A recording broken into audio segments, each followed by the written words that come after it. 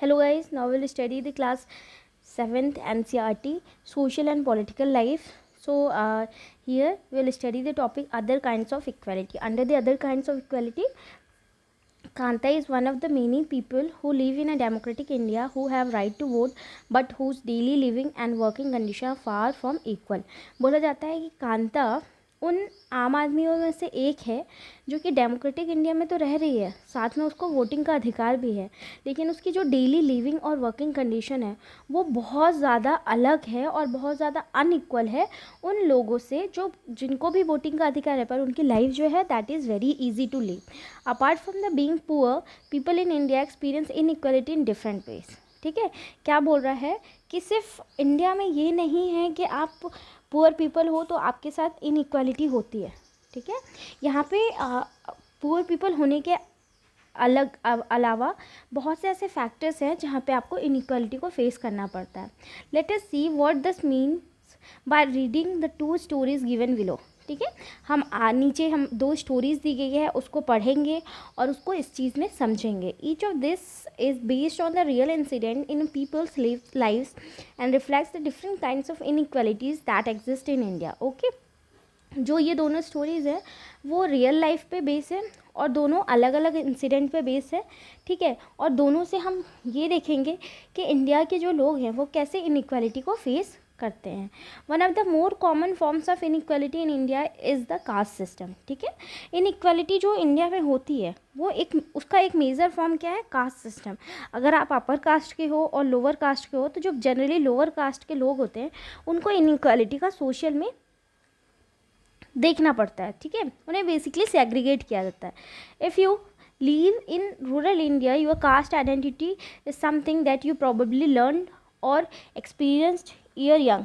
ठीक है, बोला जाता है कि अगर आप रूरल एरिया में रह रहे हो तो जो आपकी कास्ट आइडेंटिटी है वो सॉरी जनरली वो आपको बहुत पहले समझ में आ जाएगी कि जो कास्ट की वजह से अनइक्वलिटी कितनी ज़्यादा फेस करनी पड़ती है. If you live in urban India some you might think that people no longer believe in the cast.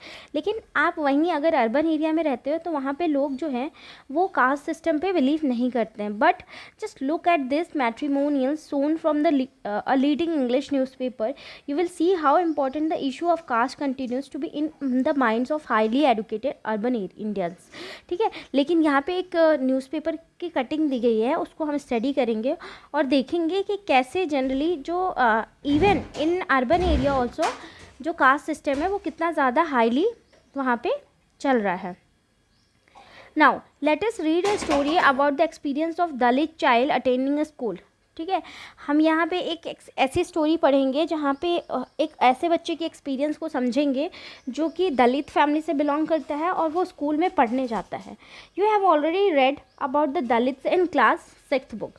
ठीक है, जब आप क्लास 6 में रहे होंगे तो आपको दलित के बारे में समझ में आया होगा. Who are the people Dalit and क्या क्या उनके रहती है, कौन कौन से लोग इसके अंदर आते हैं.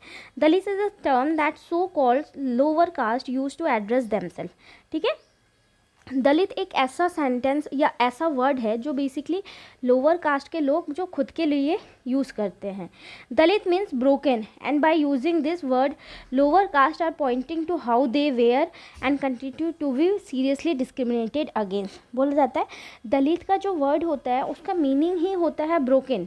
ठीक है, तो ये जो वर्ड है इसका मतलब ये आइडेंटिफाई करता है कि हाउ लोअर दे वेयर. ठीक है, हाँ and continue to be seriously discriminated और मतलब कि दे वेयर एक्सेप्टिंग कि हाँ हम दलित हैं, हम ब्रोकन हैं, हमें आप डिस्क्रिमिनेशन करो, हम पिछड़े वर्ग से आते हैं, ये सब वो खुद ही एक्सेप्ट कर रहे थे. Om Prakash Valmiki is a famous Dalit writer. ठीक है, a person is a famous Dalit writer. In his autobiography Juthan he writes, I had to sit away from the others in the class and that too on the floor. बोला जाता है कि मैं जब पढ़ाई करता था तो मुझे क्लास में बाकी लोगों से अलग एक सीट पे बैठना पड़ता था. दैट टू द नीचे मुझे बैठना पड़ता था. बाकी लोग अगर बेंच पे डेस्क पे बैठते थे, टेबल चेयर पे बैठते थे तो लेकिन मुझे नीचे बैठना पड़ता था. ठीक है, now that man run out before reaching the spot I set on. ठीक है, बोला जाता था कि जनरली क्या होता था कि वहाँ पे लोग दौड़ते थे जहाँ पे मैं बैठती थी, वहाँ पे मतलब कि सपोज़ जैसे कि क्लास में मुझे बैठने जाना है तो वहाँ पे लोग ऑलरेडी दौड़ के जाते थे और वहाँ पे बैठ जाते थे. Sometimes I would have to sit away behind everybody. कई बार क्या होता था कि मुझे सबसे पीछे बैठना पड़ता था, राइट नियर द डोर, और वो दरवाजे के पास. Sometimes they would beat, just a minute, या sometimes they would beat me without any reason. कई बार ऐसा होता था कि जो क्लास के लोग बच्चे थे वो मुझे बिना रीज़न के मारते रहते थे. ठीक है. When he was in class 4th the headmaster asked Om Prakash to sweep the school and the playground. जब वो क्लास 4th में थे तो वहाँ के जो हेड मास्टर थे उन्होंने बोला कि तुम ओम प्रकाश झाड़ू लगा दो ग्राउंड का.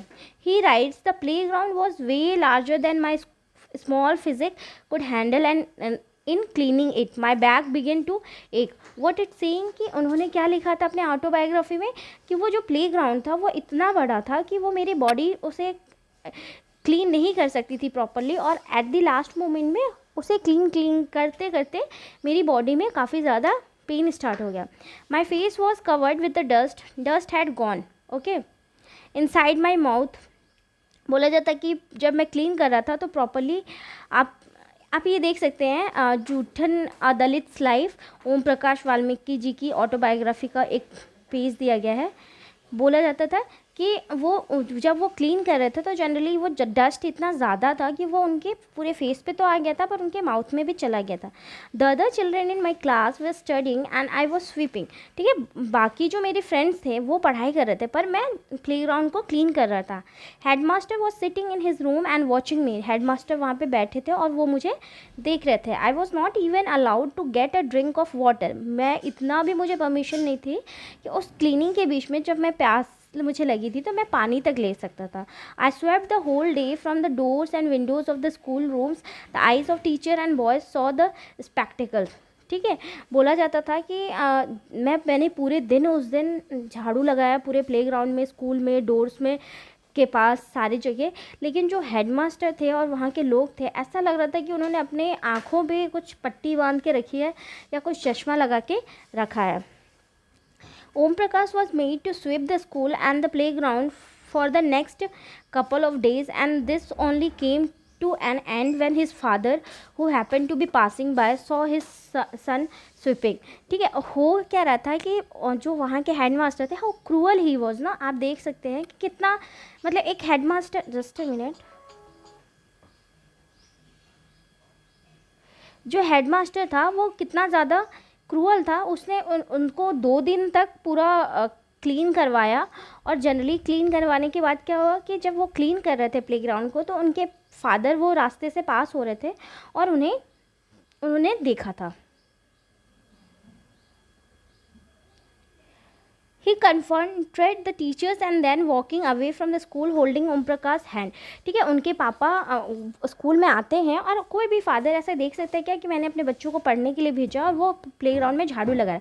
उनके पापा उन्हें पकड़ते हैं और टीचर को बता के उनको लेके चले जाते हैं.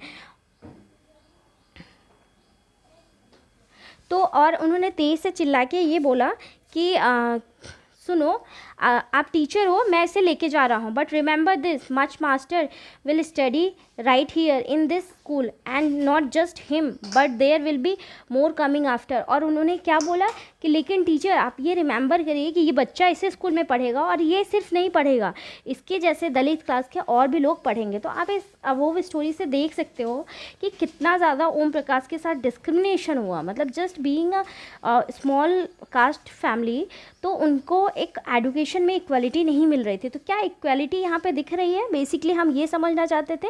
ठीक है. तो यहाँ पे इक्वालिटी नहीं दिख रही. अब हम सेकेंड स्टोरी पढ़ेंगे.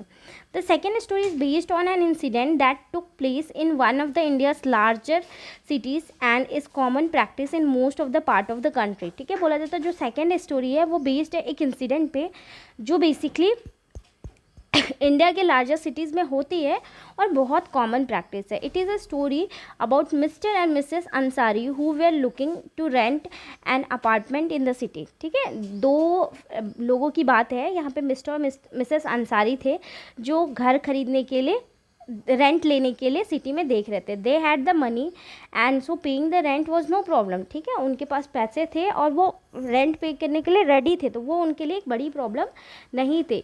दे went to the property dealer for the help to find a place. Generally हमें भी कई बार सिटी में, अननोन सिटी में प्लेसेस फाइंड करनी होती है रेंट के लिए, तो हम प्रॉपर्टी डीलर के पास जाते हैं. सेम वो भी प्रॉपर्टी डीलर के पास गए.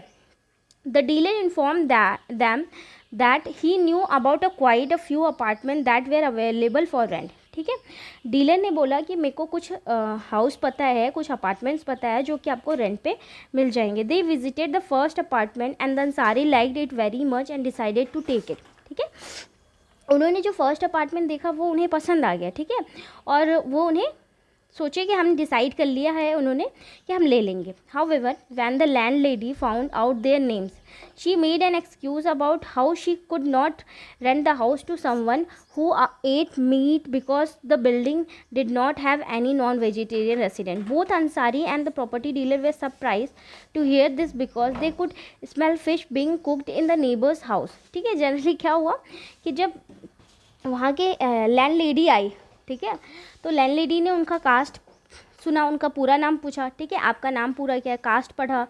तो कास्ट सुनने के बाद उसने एक्सक्यूज़ बता दिया कि हम आपको ये रेंट नहीं दे सकते हैं क्योंकि जो लोग नॉन वेजिटेरियन होते हैं वो नॉन वेज यहाँ पे खाते हैं, तो पूरी बिल्डिंग्स को प्रॉब्लम होती है. The same excuse was repeated in the second and the third apartment. ठीक है, जब वो सेकेंड और थर्ड अपार्टमेंट देखा तो उन्हें ये एक्सक्यूज़ वहाँ पे भी मिला. Finally the property dealer told them that they might want to change their names and call them Mr and Mrs Kumar. ठीक है, ओके, व्हाट हैपन, जो प्रॉपर्टी डीलर था वो उन्हें सजेस्ट किया और बोला कि प्लीज़ आप अपना नाम चेंज कर लीजिए बिकॉज यहाँ पे वेजिटेरियन को लेके, नॉन वेजिटेरियन को लेके इतनी तो प्रॉब्लम नहीं होनी चाहिए जितनी हो रही है. हमने तीनों अपार्टमेंट में आपको एक्सक्यूज़ मिले. ठीक है, तो उन्हें बोला गया कि आप मिस्टर और मिसेस कुमार रखिए. The Ansari were reluctant to do this and decided to look some more. ठीक है, उन्होंने बोला कि नहीं, हम ऐसा नहीं कर सकते हैं, और उन्होंने और देखने की कोशिश की. In the end it took a whole month of looking at the apartment before they found a landlady who was willing to give them a place on rent. ठीक है, बोला जाता है कि उन्हें लास्ट में तो चलो एक लैंड लेडी मिल गई, उससे पहले उन्हें पूरा 1 महीना लगा वो अपार्टमेंट सर्च करने के लिए. तो बेसिकली आप यहाँ पे देख सकते हैं कि यहाँ पे कुछ स्टेटमेंट दिया है. Just a minute. या why do you think the Ansaris they are being treated unequally. ठीक है, आपको क्या लगता है कि ये जो अंसारीज थे वो अनइक्वली ट्रीट किए जा रहे थे. What would you do if you were in the Ansari's position and could not find a place to live because some people did not want to live next to you because the religion or practice. Okay, तो ये चीज़ें आपको सोचनी है. तो आप देख सकते हैं कि जो फर्स्ट स्टोरी थी वहाँ पे भी एक दलित फैमिली का बच्चा था जो कि स्कूल में पढ़ने जा रहा था, पर उसको वहाँ पे इक्वलिटी नहीं मिले थे. सेम यहाँ पे एक लोअर कास्ट के लोग थे जो कि घर ढूंढ रहे थे अर्बन एरियाज़ में, सिटीज़ में, पर उन्हें वो भी नहीं मिल रहा था. तो आप देख सकते हैं कि यहाँ पे अनइक्वलिटीज़ कैसे आती है. तो बेसिकली हमने जो अबव में पूछा था, हमारा जो स्टेटमेंट था, like what was the heading above, other kinds of equality. ठीक है, हम बेसिकली इस चैप्टर में इक्वलिटी की बात कर रहे हैं कि इक्वलिटी कैसे होती है, इक्वलिटी किस किस फील्ड में दी जाती है. ठीक है, तो यहाँ पर हम ये देख रहे हैं कि और क्या इक्वलिटी होती है. तो हमने एग्जाम्पल देखा, 2 स्टोरीज़ देखा, और 2 स्टोरीज़ में हमने ये एनालाइज़ किया कि सिर्फ वोटिंग ही एक इक्वालिटी नहीं है जो इन लोगों को मिलनी चाहिए. Apart from the voting, apart from the being a poor people, यहाँ पे बहुत सारी ऐसी चीज़ें हैं जहाँ पे इक्वालिटी मिलना सबको ज़रूरी है. जैसे कि हमने देखा कि अगर लोअर कास्ट सोसाइटी एक बहुत बड़ा प्रॉब्लम है, रेसिस्ट जिसको बोलते हैं, और सेग्रीगेट करते हैं लोग, ये सारी एक बहुत बड़ी प्रॉब्लम है जिसको दूर रखना चाहिए. तो ये भी अनइक्वलिटी है और यहाँ पे भी इक्वलिटी मिलनी चाहिए. So I hope you have understand this and enjoy this class. Will come to the next class with the next topic. आपको ये याद रखना है, ये क्वेश्चन कई बार आ सकता है कि ओम प्रकाश वाल्मीकि जो है उनकी जो बायोग्राफी है, उस बायोग्राफी का नाम क्या है, जूठन. ठीक है, तो this is the Dalit life. ठीक है, ओके.